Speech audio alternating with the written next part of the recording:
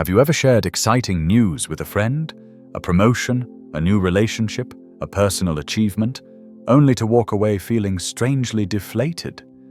Their words said, "I'm so happy for you," but their tone felt flat. Their smiles didn't reach their eyes. A quiet voice inside you told you, "They don't mean it." You brushed it off. "I'm overthinking," you told yourself. "They're my friend. Why wouldn't they be supportive?" But the doubt lingered. Slowly you noticed patterns. The backhanded compliments, the subtle comparisons, the way they changed the subject when your success became the focus. Over time, interactions with them left you feeling smaller, lonelier, and oddly guilty, as if your joy were a crime. This isn't paranoia. What you're sensing is a silent war between their mask and their shadow. These individuals have mastered the art of emotional camouflage, concealing their resentment behind a veneer of camaraderie. Their tactics are designed to erode your confidence so gradually that you question whether the damage is real or just your imagination. Carl Jung famously warned that the darkest parts of human nature rarely announce themselves outright. Instead, they hide behind socially acceptable facades. Envy disguises itself as concern. Resentment poses as humor. And hatred, the kind that festers in those threatened by your light, wears the mask of friendship. These people don't want to see you succeed because your growth holds up a mirror to their stagnation. So they sabotage you in ways too subtle to confront, but too corrosive to ignore. The comparison trap begins with phrases like, "You're so lucky they chose you for that role. I could never put myself out there like that." On the surface, it sounds like admiration. But embedded in the word lucky is a poisonous implication. Your success is random, not earned.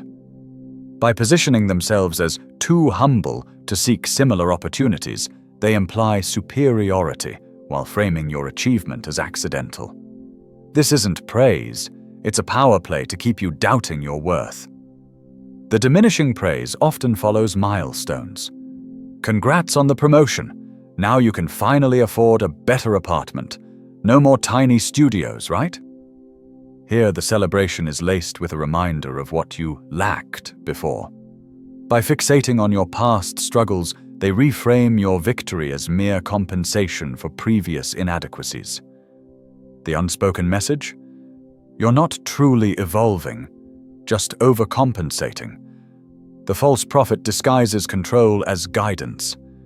"I knew you'd get the job, but are you sure you're ready? The pressure there is insane." They dangle validation to lower your guard, then weaponize faux concern to seed insecurity. The goal isn't to warn you, it's to keep you dependent on their approval.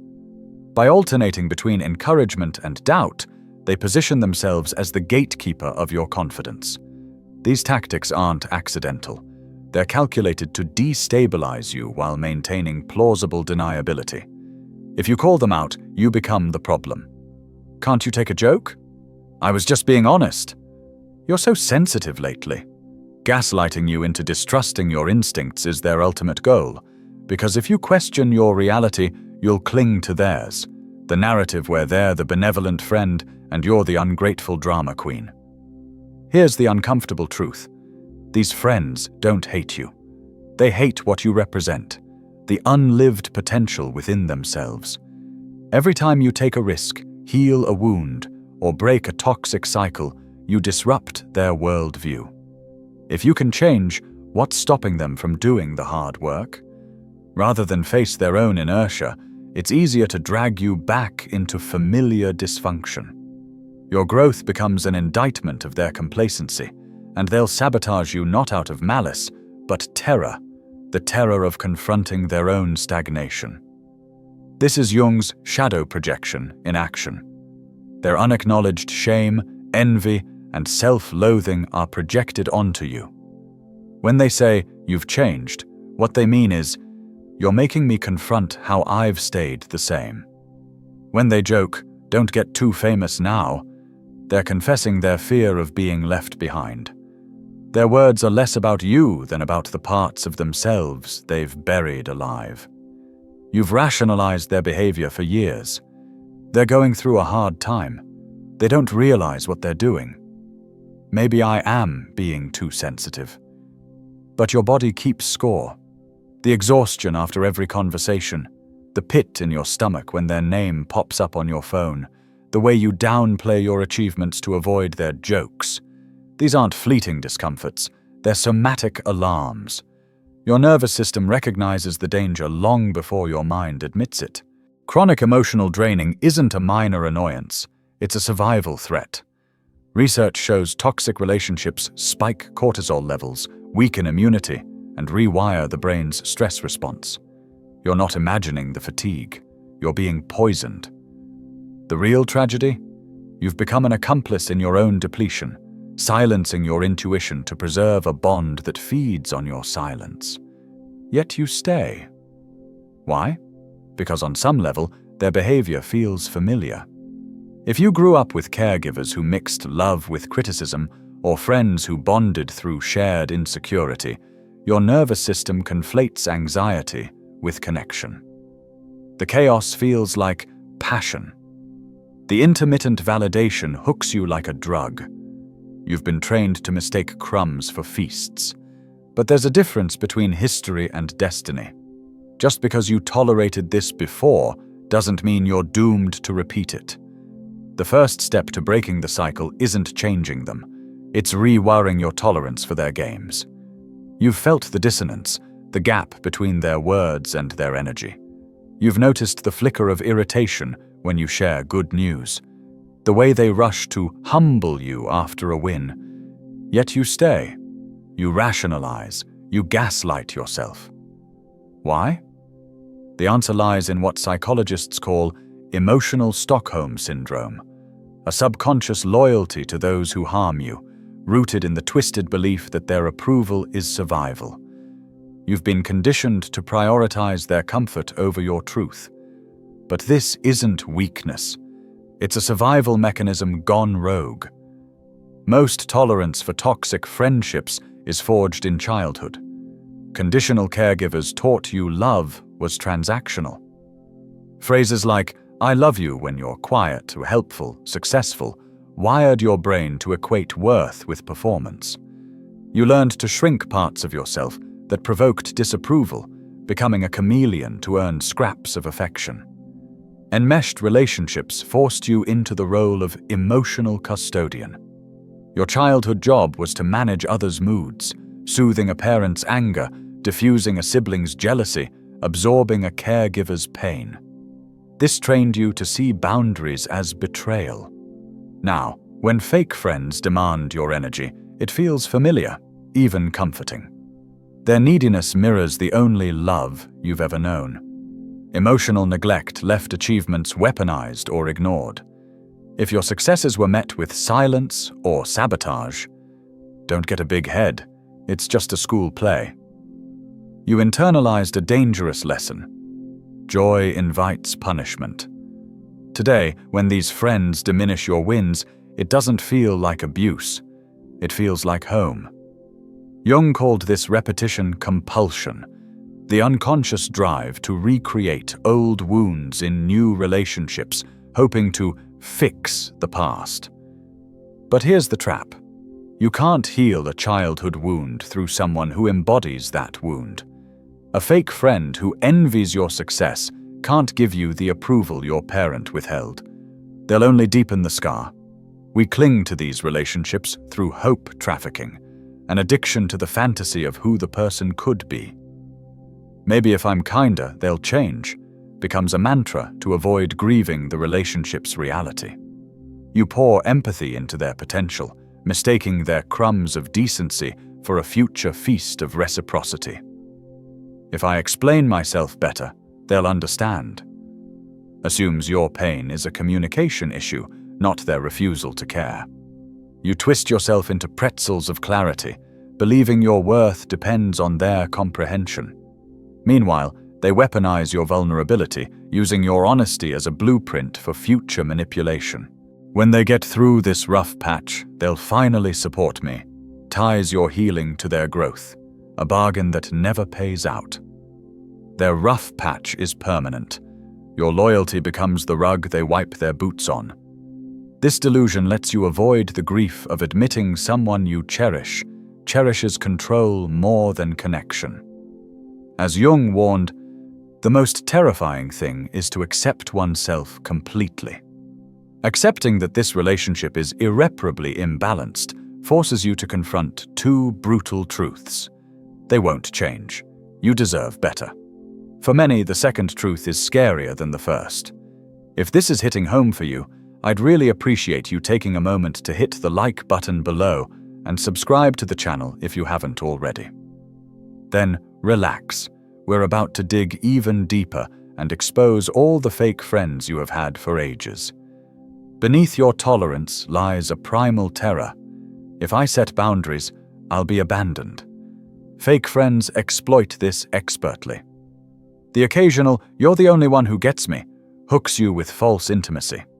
They crown you their confessor, their savior, a role that feels like love but is really emotional conscription. Random acts of support, when others are watching, are performative.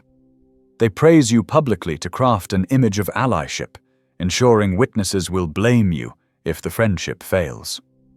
Privately, their neglect resumes, leaving you chasing the high of their rare validation. Guilt-tripping, "after all I've done for you," reframes their crumbs as banquets. They tally every half-hearted favor, weaponizing generosity to extort compliance. You stay not out of gratitude, but fear, the terror of being painted as the villain in their narrative. This intermittent reinforcement is how slot machines addict gamblers. You stay for the dopamine hit of their rare warmth, ignoring the 90% coldness. Here's what no one tells you. We judge others by their actions, but ourselves by our intentions. When they hurt you, you dissect their motives. They didn't mean it. When you consider walking away, you judge your intentions. Am I being cruel? This double standard traps you in empathy prison. You extend endless grace to those who harm you while holding yourself to moral perfection. But true integrity isn't about suffering silently. It's about aligning your boundaries with your worth. Every time you laugh off their shady comment, suppress your achievements, or swallow your anger, you commit treason against your soul. Chronic fatigue sets in as your energy is siphoned into managing their emotions. You become a full-time therapist to someone who'd never return the favor, draining your reserves for genuine connection. Loss of intuition follows as you stop trusting your gut to avoid conflict. That inner voice, the one that whispered, "This isn't right," is muted to keep the peace. Over time, you lose the ability to distinguish intuition from anxiety, leaving you adrift in relationships. Creative blockages emerge when your unexpressed truth turns inward. Ideas wither, passions dim, and vitality fades as you channel energy into suppressing your voice. The stagnation isn't laziness, it's your soul's strike against self-betrayal. Jungian analyst Marion Woodman wrote, "Where you stumble, there your treasure lies." The friction you feel around these friends isn't a flaw, it's a homing beacon. It's your psyche begging you to protect the parts of you they've been slowly erasing. These relationships aren't random, they're mirrors reflecting where you still abandon yourself. If they resent your boundaries, it's because you've feared your own power, the courage to say no without apology. Their pushback isn't about your limits, it's about their terror of losing control. If they mock your dreams, it mirrors the shame you internalized when others dismissed your ambitions. Their ridicule isn't about your vision, it's about their inability to face their own unrealized potential. If they guilt-trip you, it reveals how you've conflated love with obligation. Their emotional blackmail works because you've been trained to equate sacrifice with virtue, forgetting that true care never demands self-annihilation. This is the heart of Jung's shadow work. These friends are unwitting guides to your unlived life. Their envy points to the gifts you've minimized. Their criticism highlights the truths you've been afraid to speak.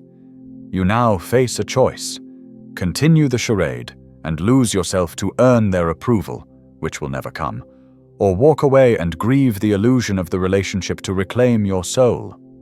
There's no middle ground. You can't fix a dynamic that depends on your silence. As Jung said, the most intense conflicts, if overcome, leave behind a sense of security and calm that is not easily disturbed. But first, you must decide: are you ready to stop betraying yourself to comfort those who'd never return the favor? There comes a moment, a single, irreversible instant, when denial shatters. It might be something small: a text left on read after you share exciting news, a smirk they think you don't notice when you mention a setback, or the way their voice tightens when someone else praises you in their presence. Suddenly, the pattern you've been rationalizing for years snaps into focus. This person doesn't just fail to celebrate you, they resent your light, and their friendship has always been a slow-burn sabotage. The realization hits like a gut punch. For a moment, you can't breathe. Memories replay in flashes. The times you muted your joy to soothe their insecurities, the achievements you downplayed to keep them comfortable, the way you instinctively avoided sharing good news until you'd figured out how to tell them. This isn't friendship. It's a hostage situation. Your authenticity has been held captive by their unspoken rules, and the cost of their conditional approval is your soul. This awakening isn't intellectual, it's visceral. Your body knows before your mind catches up. The exhaustion you've blamed on work stress, the anxiety you've medicated away, the creeping sense of worthlessness you've chalked up to overthinking. These were never personal failures. They were warnings, symptoms of a self betrayed. Carl Jung understood this intimately when he wrote, "There is no coming to consciousness without pain. What you're feeling now is the agony of rebirth, the death of the person you had to become to keep them close, and the first raw stirrings of the person you're meant to be." But here's where the trap resets. In the void between realization and action, doubt creeps in. Maybe I'm overreacting. Maybe they didn't mean it that way. Maybe I'm the problem. This isn't self-awareness. It's self-abandonment in a new disguise. You've spent years outsourcing your truth to their narrative, and the habit won't break easily. Every cell in your body is wired to prioritize their comfort over your clarity, to return to the familiar hell rather than brave the unknown wilderness of freedom. Yet something has shifted. However faint, you can't unsee the truth. Their support now feels like a poorly staged play. The lines rehearsed, the emotions forced, the subtext screaming beneath every interaction. You start noticing the mechanics of their manipulation. The strategic pauses meant to bait you into over-explaining, the exaggerated sighs when you talk about your goals, the way they reframe your vulnerabilities as flaws to keep you dependent on their guidance. What once felt like camaraderie now reveals itself as a power game, one you never consented to play. The grief here is profound. It's not just the loss of the person you thought they were, but the death of the person you became to make the relationship work. The version of you that laughed at jokes that weren't funny, nodded at advice that wasn't wise, and thanked them for support that left you bleeding.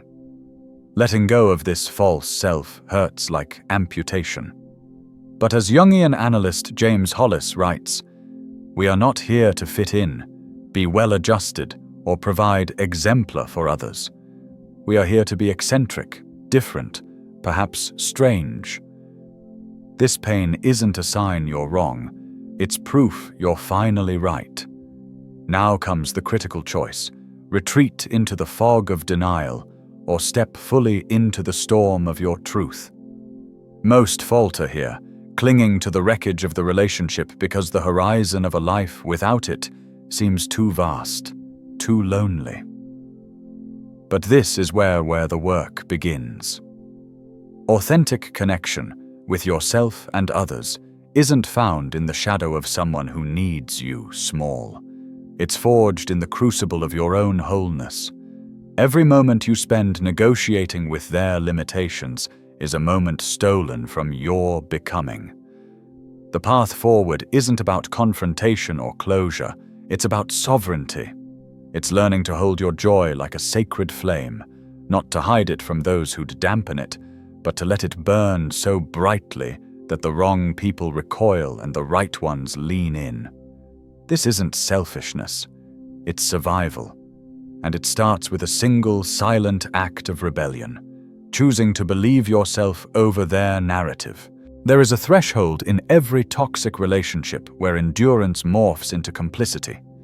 You've dismissed the snide remarks, swallowed the veiled insults, and laughed along with jokes that humiliate you, all under the guise of keeping the peace. But peace at what cost? The moment arrives when you realize your silence isn't nobility. It's a surrender of your voice, your dignity, and your right to exist unapologetically. This is the juncture where the soul rebels. The breaking point rarely arrives with fireworks. It's quieter. A Monday morning, you're scrolling through your phone, deleting another self-deprecating message you drafted to appease them. Suddenly, the absurdity of it all crashes over you. Why am I apologizing for existing? The question lingers, sharp and unignorable. For years, you've contorted yourself to fit into their narrative. The needy friend, the dramatic one, the one who can't take a joke. But here, in this raw clarity, you see the truth. Their narrative was never about you.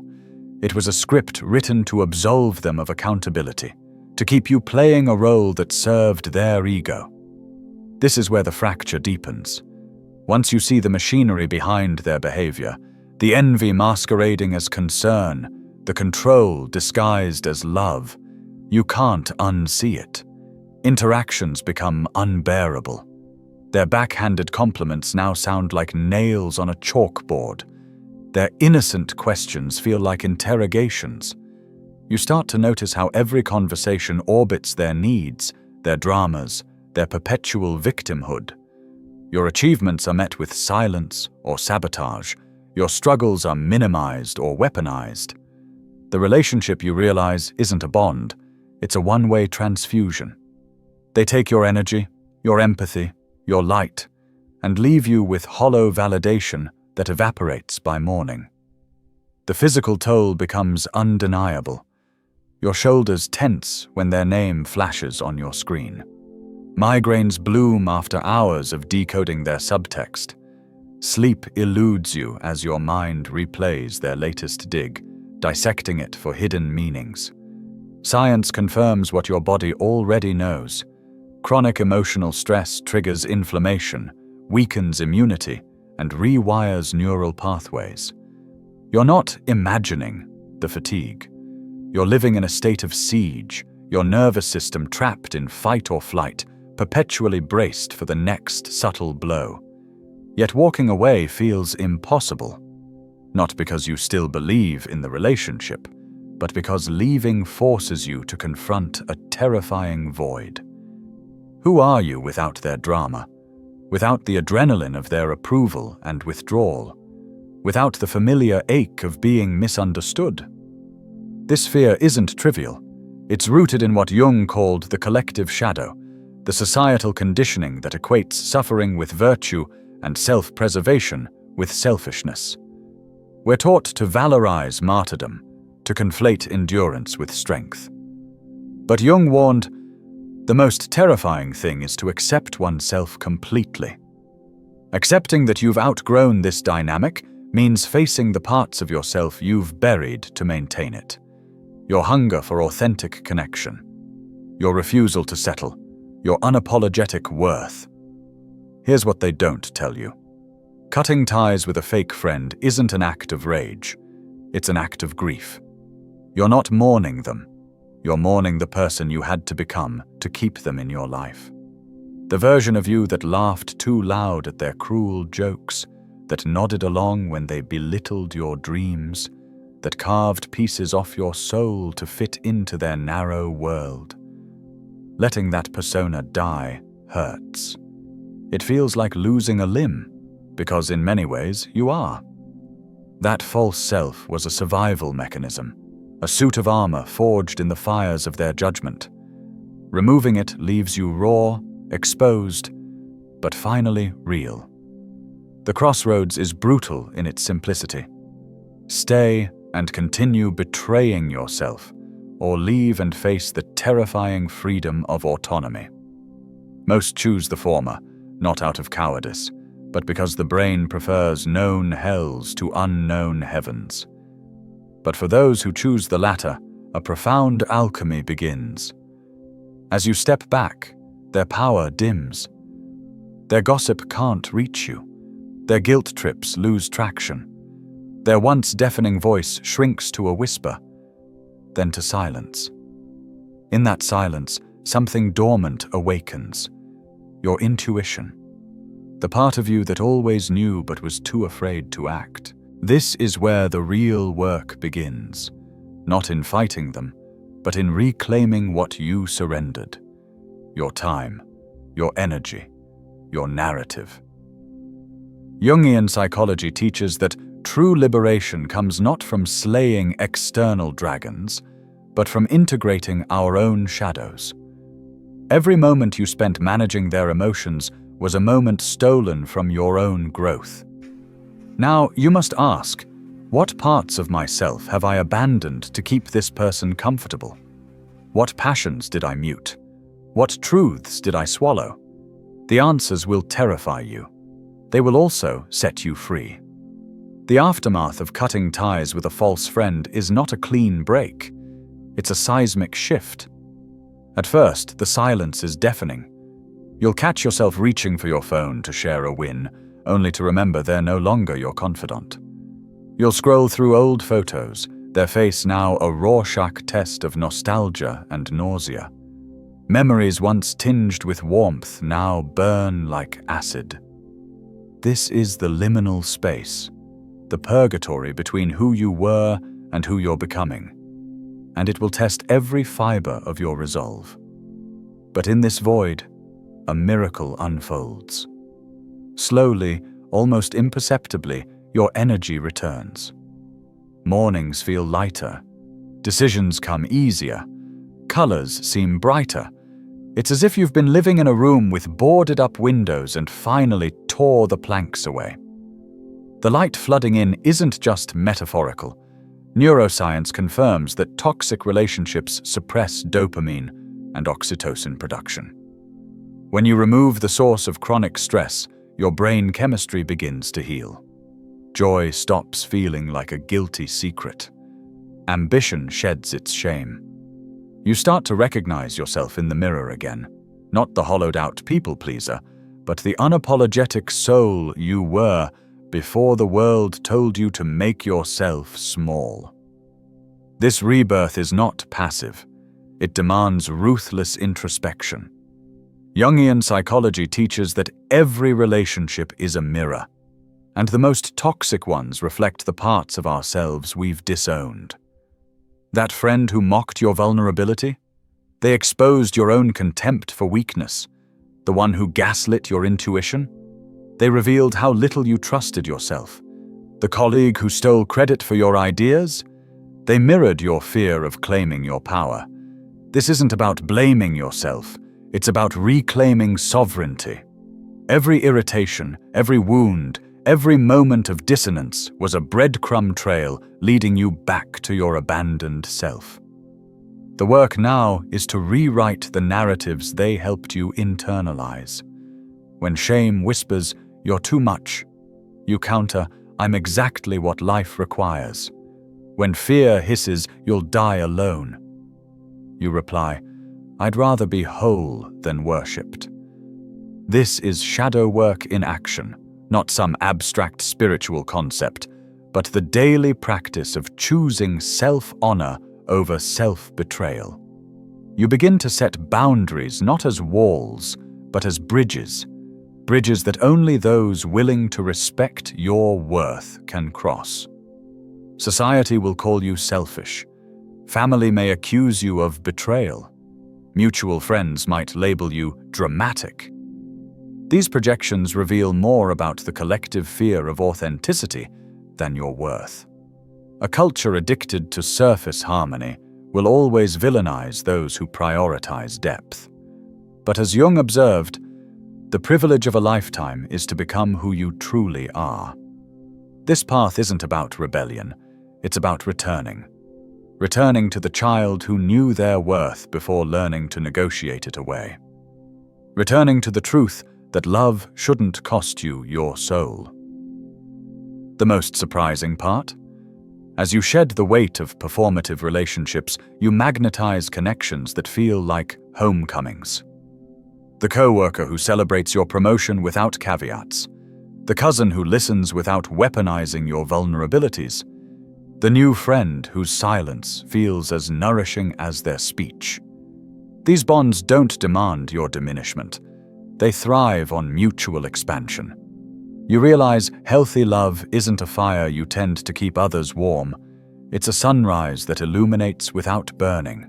But beware the backslide. On lonely nights, your mind will romanticize the past, the inside jokes, the shared history, the illusion of being understood. This isn't weakness, it's grief doing its work. Honor it. Light a candle for the friendship you thought you had.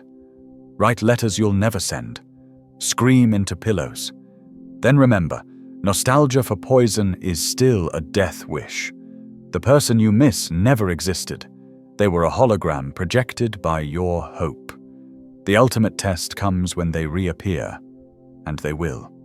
Maybe with a half-hearted apology, a miss you text, or a guilt-tripping social media post. Their return isn't about you, it's about their inability to face the void your absence created. Where once they mirrored their shadow onto you, now they're forced to stare it down alone. Do not mistake their loneliness for remorse. Do not confuse their desperation for growth. Your silence is not a punishment. It's the most compassionate gift you can offer them. By refusing to engage, you force them to finally meet themselves. In the end, this journey was never about them. It was always about you. The you that existed before their whispers made you doubt your worth. The you that dances when no one's watching, creates without apology, loves without bargaining. As you rebuild, you'll uncover artifacts of that primal self. Old journals filled with abandoned dreams, childhood photos radiating unself-conscious joy, playlists that once scored your private revolutions. These are not relics, they're roadmaps. Jung wrote that the greatest and most important problems of life are all fundamentally insoluble. They can never be solved, but only outgrown. The question of why they betrayed you, whether they loved you, if you deserved better, these mysteries dissolve in the face of your becoming. You stop seeking closure from those who couldn't give you clarity. You become your own answer. Stand now at the edge of your rebirth.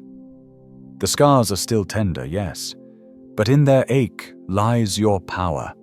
The power of someone who chose truth over tradition, self over story, soul over survival.